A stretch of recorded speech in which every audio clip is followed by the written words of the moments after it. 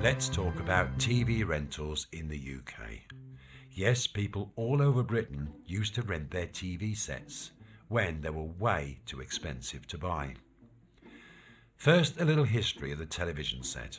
I'm not sure why they were called sets, but radios were also known as sets because they originally came in parts that you wired together at home. Sounds a bit dangerous. So maybe that description just continued from that. Let's dive in. The television was said to be around since 1926 by Scottish inventor John Logie Baird. TV sets were out of the reach of most people in Britain. But it was only after the coronation of Queen Elizabeth II in 1953 when TV became more popular, as at the time going to the cinema was the first port of call for most Brits. Movies, short films and even news bulletins were the major attraction to moviegoers during this inexpensive time. The BBC started radio broadcasting in 1922 and transmitted the first TV broadcast in 1936, following earlier local broadcasting experiments. The BBC had charged a licence fee since 1926 for radio, then introduced the TV licence in 1946 for the cost of £2 per annum. Today in 2025, that works out at around £82. Remember, only monochrome licences were needed. Today, a black and white licence is around £58. If you're wondering why black and white licences are still around today, well, partially sighted folk and the blind would be entitled to purchase one, as many would only enjoy the soundtracks or the commentaries. That's a bit of history on the TV, but this is a history of TV rental service. The reason people rented their TV in the former years was due to the price of buying a television. Decades ago, a black and white TV would set you back around £80 in 1952. Considering the average wage was just £9 a week, it's acceptable to realise that very few people could afford a new television set. Radio rentals began in 1930, originally renting radio sets to households. They started with their TV rental business in 1964, merging with Rent-A-Set, and became Thorn Electrical in 1968. Other companies such as DER, Domestic Electrical Rental, sprang up around the same time, and in later years Granada, Rumbelows and Box Clever. Renting a television in the late 1940s would be around £2 a week, which was very expensive, and in most areas you would only find one or two families having a TV. Friends and neighbours would be invited to come into their houses and watch programmes, usually being offered tea, and they made it a party-style occasion. As the decades passed, more households were starting to afford their own sets, but many working-class people still rented, and as more televisions were sold, just like any other gadget or appliance, the cost of renting began to reduce. Still out of the reach of many pockets, renting a TV would sometimes demand a deposit, and some households would be refused a rental service if they had bad credit history. In those days, it was called blacklisted. So why did so many people still rent? Well, old sets were powered with glass valves, which failed on a regular basis, and the screen was a sorter valve in itself, a cathode tube, which was also primed to failure. Many people, particularly of my age and older, remember their parents saying, "Put the TV on now and give it time to warm up before the programme starts." Sounds daft today. But the valves had to get warm and glow a sort of orange light inside the clear tube before the TV would be fully functional, taking around 3 minutes to boot up, with the sound coming through before the picture screen. On some occasions, the old TV sets could overheat and even set on fire during viewing. It was more cost-effective to rent and get the TV repaired for free by your rental company engineers than having to buy a new TV on a fairly regular basis, in some cases. It is known, however, that some old sets lasted for years. As the 1970s dawned, colour televisions were starting to emerge in the UK. The UK was behind many countries in beginning to broadcast in colour and didn't start until 1967 with the introduction of BBC Two. The first colour presentation was Wimbledon tennis, incidentally. The USA began their colour service back in 1954. Independent television began in 1955, with local stations collectively known as ITV, getting their funds from commercial adverts.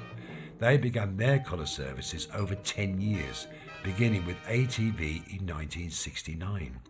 Surprisingly, channel television did not start transmitting in colour until 1976, which was the last channel to convert from monochrome. In the 1970s, colour television were available to rent at more expense, and in order to push their new TVs, rental companies had a naughty trick up their sleeve. If a customer had a problem with their black and white TV, which required the set to be taken away to be fixed, the engineer would conveniently only have colour sets in their vans. The customer would be offered complimentary sets at no extra cost whilst the repairs were being carried out. Their original black and white TV would remain in the depot for about a month, so giving time for the customer to get used to the new exciting colour set. And for the most, they would choose to keep the complimentary TV and start renting it instead for twice the price. Cunning, eh? Mind you, to buy a colour TV back in 1972 would have you splashing out around $2,500 in today's prices. Incidentally, a colour TV licence was £10 a year in the early 70s, compared to a black and white, which was around £7. In order to expand the service more to customers, slot rental TV hire was an effective way to pay and was offered to those living on budgets to ensure that the rent will be there on collection every month. Bad payers were also offered this option. A brown or black plastic box would be attached to the back of the set, which had a timer on it. This would cut out when the gauge got to 0, thus cutting the power to the TV. This caused annoyance when the programme was just getting to the high point, or you're just about to find out who done it. Click. Slots began with a shilling, 5p or 10p, and when the colour sets came out, they were taking 50p's, and in 1992 it was around £1 per view, so to speak. People tried all sorts to get the TV back on when the money was tight. Foreign coins, bits of tin shaped into the required coin. Then the agent would call round and explanations were noted, but never believed. Bye-bye TV set in some cases. One woman from London who wanted to remain anonymous. Pictured there, oh, sorry Carol. She used to get the centre out of an old 45 record and shape it to a coin size in order to get credit on her slot TV.